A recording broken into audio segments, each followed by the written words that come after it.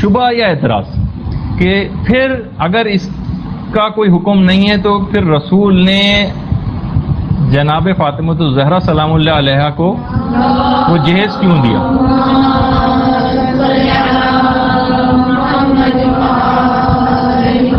دیکھیے سر، پہلی چیز تو یہ ہے کہ اول تو وہ جہیز تھا ہی نہیں، وہ مہر معجل کی وہ رقم تھی جو خود یہ جتنی بھی چیزیں خریدی گئی تھیں بعنوان، جس کو آپ اپنے طور پر اول تو جہیز کہنا ہی نہیں چاہیے اس کو، وہ خود امیر المومنین نے اپنی زرہ بیچی تھی.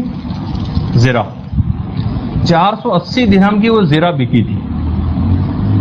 وہ بیچنے کے بعد جو اس کے پیسے آئے تھے، پھر پیغمبر اسلام نے وہی خود ہی مولا کی وہ جو زرہ بکی تھی اس کے ان پیسوں سے وہ چیزیں خریدی تھی، کیونکہ مولا اس سے پہلے پیغمبر اسلام کے ساتھ ان کے گھر میں ہی رہتے تھے، لیکن وہ گھر خود اتنا چھوٹا تھا کہ اس کے بعد ان کو الگ ہونا ہی تھا.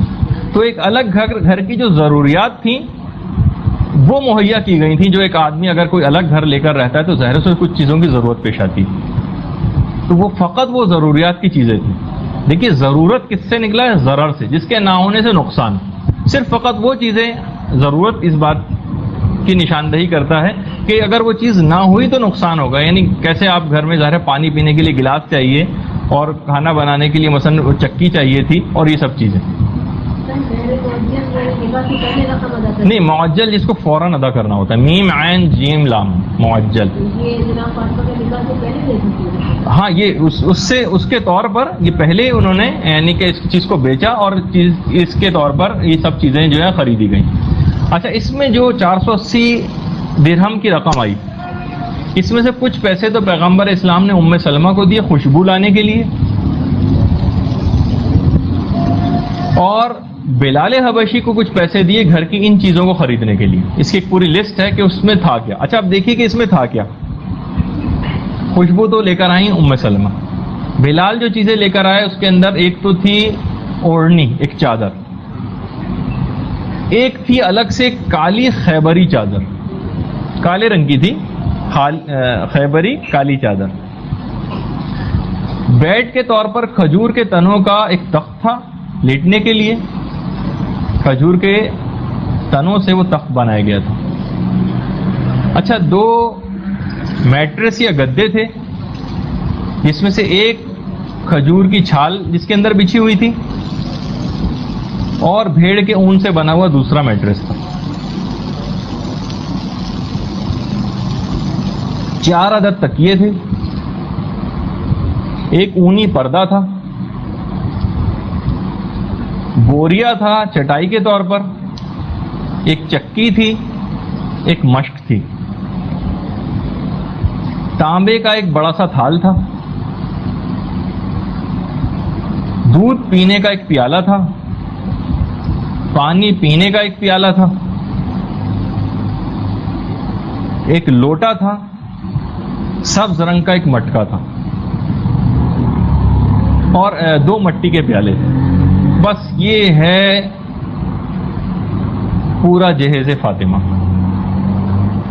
کون سی لگژری ہے اس میں؟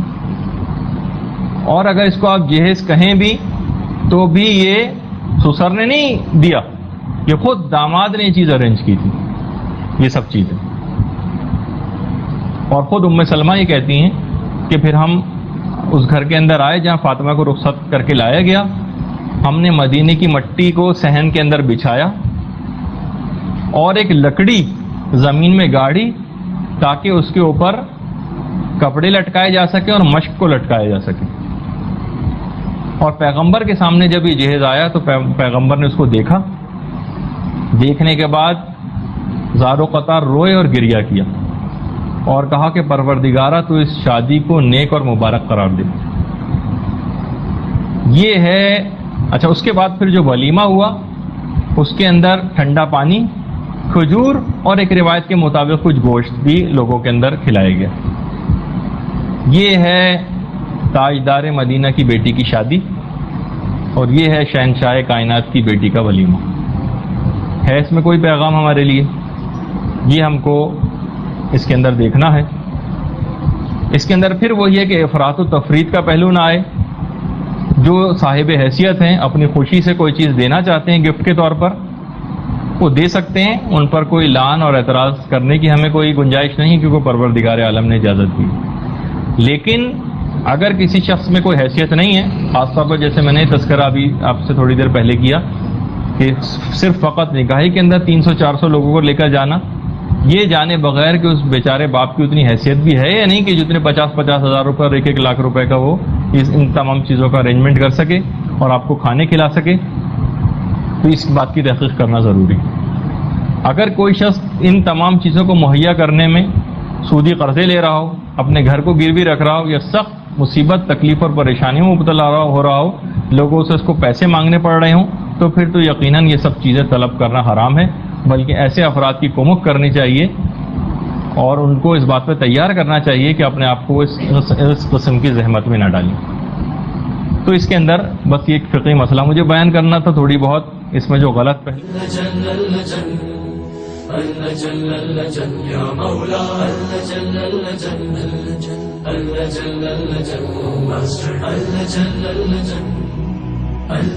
يا صاحب السماء